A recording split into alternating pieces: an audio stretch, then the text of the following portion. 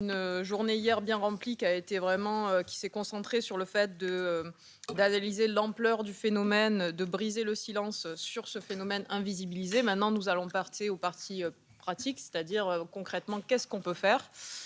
Et pour cela, bah, nous avons, la chance d'avoir, plusieurs, panélistes, sur ce 3e panel qui permet de montrer la responsabilité de l'employeur, et le défaut, d'application des législations avec une approche sectorielle. Donc pour commencer, Béranger, Cernon, député, CGT, cheminot, merci de ta présence, qui a mené, bah, de nombreuses actions pour protéger les travailleurs, notamment sur la dégradation des conditions de travail, dans le secteur des transports, suite à la libéralisation du secteur ferroviaire. Donc, bah, je te laisse commencer, ce 3e panel et merci encore pour ta présence. Merci à vous pour l'organisation de cette table ronde. C'est vrai que la question des accidents de travail, de la mort au travail, c'est une question qui est très peu traitée dans l'entreprise, dans le sens où, bon, encore heureusement, hein, c'est quelque chose d'assez rare, mais c'est vrai que ça reste assez tabou et c'est des choses qui ne sont pas abordées vraiment précisément. On a aujourd'hui un secteur des transports qui est ouvert à la concurrence, avec une recherche donc de rentabilité. Avec donc, quand on parle de rentabilité, d'ouverture à la concurrence, ça se fait surtout entre les salariés. Et donc, on a aujourd'hui des salariés qui sont mis sous pression, qui sont utilisés de manière différente de ce qu'il était il y a quelques années. Je prends par exemple les agents de l'équipement, donc ceux qui travaillent sur les voies. Ils avaient un périmètre défini, ils avaient des horaires bien définis. Aujourd'hui, ils ont des horaires de travail qui varient énormément. Ils ont un travail de nuit qui est bien supérieur à ce qui se faisait auparavant. Donc vous doutez bien que quand on travaille plus de nuit par rapport à la journée, le risque d'accident est beaucoup plus grand. Et puis, mine de rien, un recul de l'âge de la retraite aussi qui fait que quand on rajoute quasiment 10 années par rapport à ce qui... lorsqu'on était rentré dans l'entreprise avec un statut, vous doutez bien que quand vous arrivez vers 60, 64 ans, et forcément, on n'a plus les mêmes réflexes, on n'a plus la même capacité que quand on en a 20 ou quand on en a 30. Sur, dans les transports, hein, le secteur, il comptait près de 67 000 accidents du travail qui ont entraîné un arrêt de travail, et il y a plus de 3 600 accidents graves qui ont entraîné une incapacité partielle permanente de travail. Là aussi, il y a des vrais sujets, puisqu'on a eu en France une réforme des IRP, des instances représentatives du personnel, qui ont fait disparaître ce qu'on connaissait, les CE, les DP, les CHSCT, pour laisser place à des CSE et des C2SCT. Et on se rend compte qu'on a, premièrement, une perte de moyens syndicaux, une perte de moyens de fonctionnement. On a une perte de proximité aussi avec les agents, parce que là aussi, le périmètre d'intervention est beaucoup plus grand. Et puis, on a un poids qui est beaucoup moindre, puisqu'aujourd'hui, en C2SCT, le traitement des accidents du travail, le traitement voilà, de tout ce qui est conditions de travail est beaucoup moins approfondi, beaucoup moins pris au sérieux aussi. Et les liens qu'on pouvait avoir avec l'inspection du travail sont beaucoup plus distendus. Mais là aussi, ça s'explique par le fait que voilà, les inspecteurs du travail, on en a parlé un petit peu hier, sont beaucoup moins nombreux, et eux aussi ont des périmètres beaucoup plus agrandis. Il y a aussi le sujet de la formation, hein, puisque forcément, quand on parle de rentabilité, il y a aussi le coût de la formation qui est réduit. On a aujourd'hui une entreprise qui avait des formations en interne et qu'aujourd'hui externalise de plus en plus ses formations, ce qui fait qu'on a une qualité beaucoup moindre.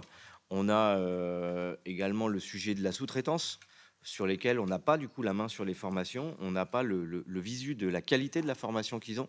On sait qu'à la fin, ils sortent avec une habilitation, mais hormis ça, on n'a pas le contenu en soi de la formation, ce qui est quand même assez problématique, parce que là aussi, quand vous travaillez sur un chantier et que vous vous retrouvez à surveiller des agents dont vous ne savez pas réellement la formation qu'ils ont, et qui en plus vous expliquent qu'ils sont intérimaires, que juste avant, ils connaissaient absolument rien au ferroviaire, et qui donc n'ont absolument pas conscience du danger et du risque qu'ils encourent à travailler sur des voies, ça pose énormément de questions.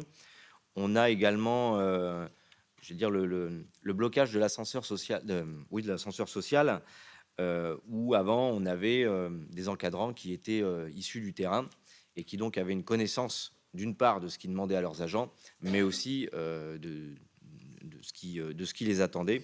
Et aujourd'hui, on a beaucoup d'encadrants qui viennent de l'extérieur, qui arrivent malheureusement, alors c'est un peu péjoratif, mais faut pas le prendre dans ce sens-là, mais qui arrivent avec des grands diplômes et qui ont une vision du travail qui est un travail prescrit, alors que, eh ben, on sait très bien que c'est un travail réel une fois qu'on est sur le terrain, avec des variations de temps, des variations de qualité, etc., etc. Et c'est pas du tout pris en compte du coup par des encadrants qui, voilà, qui ont appris sur le papier comment faire, ce qu'il fallait faire, mais pas dans la vraie vie comment ça se passait.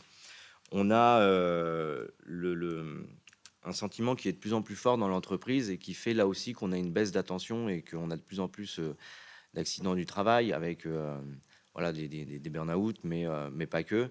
C'est un sentiment d'inutilité. C'est-à-dire qu'aujourd'hui, dans le travail qu'on fait, on a, et c'est notamment le cas pour tout ce qui est administratif, et, mais aussi tout ce qui est en relation avec les clients, où d'année en année, on a énormément de restructuration. Donc déjà, c'est très difficile à vivre parce que bah, ça va tellement vite que vous n'avez même pas le temps de vous adapter à la première réorganisation, que vous avez déjà la deuxième qui vous tombe dessus, et etc., etc. Donc c'est très compliqué psychologiquement à vivre. Vous avez aussi des suppressions d'emplois. Donc entre guillemets, c'est bon, bah, pour l'instant, c'est pas tombé sur moi, mais la prochaine réorganisation, est-ce que ça va pas me tomber dessus? Il y a ce stress-là. Et puis, voilà, l'entreprise qui en demande toujours plus et qui vous explique que finalement vous êtes un coût, que vous ne rapportez rien et que va peut-être falloir penser à faire autrement. Je prends l'exemple notamment de ceux qui travaillent au guichet. Au guichet, bon, alors déjà quand vous en avez un, vous êtes content, mais on se rend compte que la plupart du temps, aujourd'hui, ils chronomètrent le temps de vente d'un billet de train. Eh bien, en fait, la réalité, c'est qu'ils prennent absolument pas en compte le fait que l'on renseigne, le fait qu'on apporte des explications à la personne qui vient vous voir, ce qui est tout l'intérêt quand même d'avoir un guichet, d'avoir une personne en face de vous. Ce temps-là n'est pas du tout pris en compte. Et donc, au bout d'un moment, quand vous faites par exemple 10 ou 15 minutes d'explication, de renseignement, et que vous n'avez toujours pas finalisé la vente, quelqu'un vient vous voir en vous disant ce serait peut-être bien que tu accélères parce que là, il y a du monde qui s'accumule. Et donc, on a une pression de plus en plus importante avec bah voilà, ce sentiment de ne pas être à l'aise parce que c'est, enfin, quand on travaille notamment à la SNCF, mais pas que, on n'est pas non plus là que pour faire du chiffre, bien au contraire, on est aussi là pour offrir un service aux usagers.